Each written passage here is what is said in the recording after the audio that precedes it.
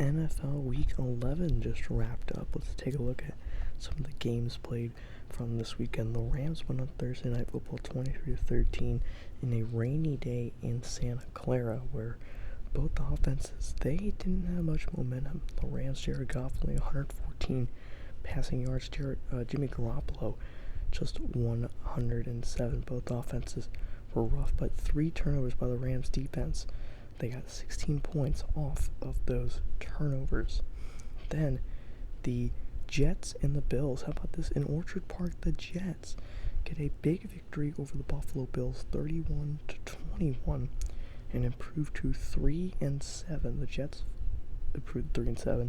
The Bills fall to 5-5. McCown had a good day. Tyrod Taylor had a decent day, and the Bills, their defense looked good in the first half, but in the second half, the Jets were just able to pull away, and this will hurt the Bills' chances at the last spot in the playoffs. The Browns almost came back on the Chargers, a 35-27 win for the Los Angeles Chargers, and now the Browns are eliminated from playoff contention.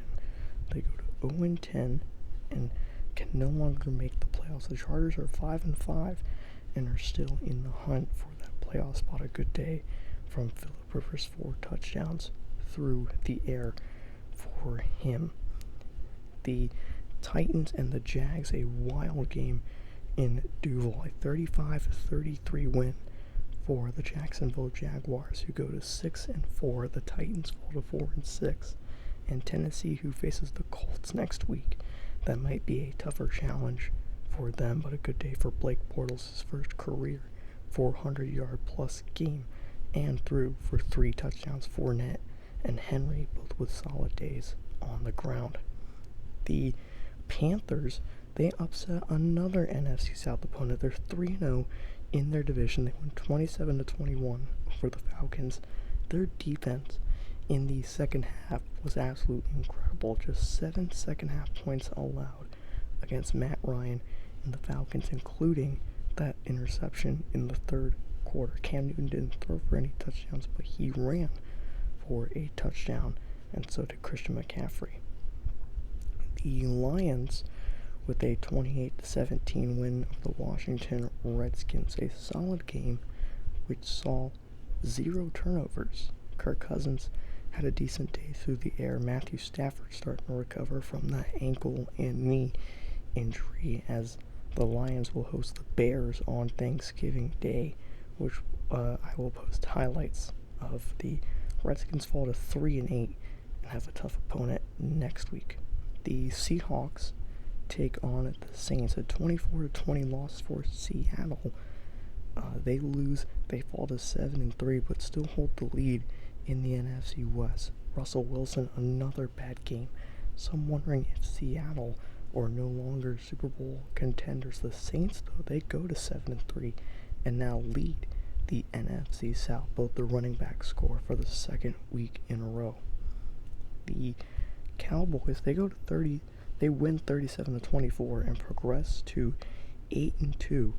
But the Eagles are coming for the NFC East lead. Ryan Fitzpatrick, another game with 2 interceptions. Dak Prescott, but good remember, no Ezekiel, he got suspended back in week 9. This is their second game without him, and they're 1-1 without Zeke. So that passing game is going to have to be good against the Eagles next week. The Steelers win 30-21 over the Green Bay Packers. The Steelers defense coming up clutch against Green Bay. Rodgers with a decent day. Same thing with Big Ben. Both turn over the ball once, but the Packers didn't have Devontae Adams. We'll get him back next week. They lost Adams week 9 against the Rams, so luckily the Packers will get him back for the 49ers on Monday night. Game of the week in Mexico, the final international game. The Chiefs win 31-17, and the Ravens fall to 5-5 and still sit on the cutoff line for the playoffs, but they play the Texans, and that may not be an easy game for them. But the Chiefs, their offense was absolutely rolling in Mexico with a big time game, almost 500 yards of total offense for Kansas City. The Bears, they win a close one with the Broncos. Mitchell Trubisky's now 2-1 as a starter. The Bears win 29-27 and go 2-8. The Broncos fall to 3-7. Another game which only saw one turnover. That was a fumble by C.J. Anderson. But Simeon and Trubisky both with decent days. Trubisky could have had a better one through the air, but a win's a win. Chicago is no longer a one-win team.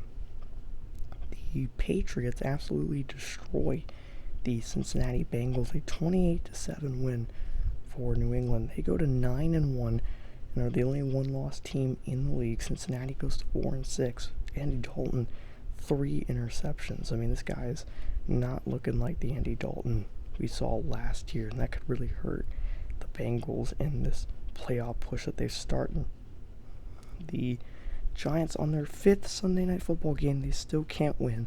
A 42-14 win for the Eagles. The Giants got all these Sunday Night Football games, and they're not even making it that interesting. The Eagles defense, though, 42 points. Their second game, actually their third game, 40-point plus, the most in the National Football League. Carson Wentz and this Eagles offense is absolutely incredible, along with the defense, and they're going to be coming for those Cowboys next week on Thanksgiving.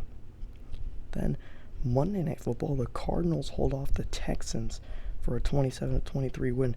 But the bad news, Deshaun Watson questionable for Thanksgiving against the Ravens due to an ankle he suffered on the last drive in the fourth quarter, which really hurt the Texans' chance at winning the game. Texans fall to 3-7. The Cardinals improve to 3-7.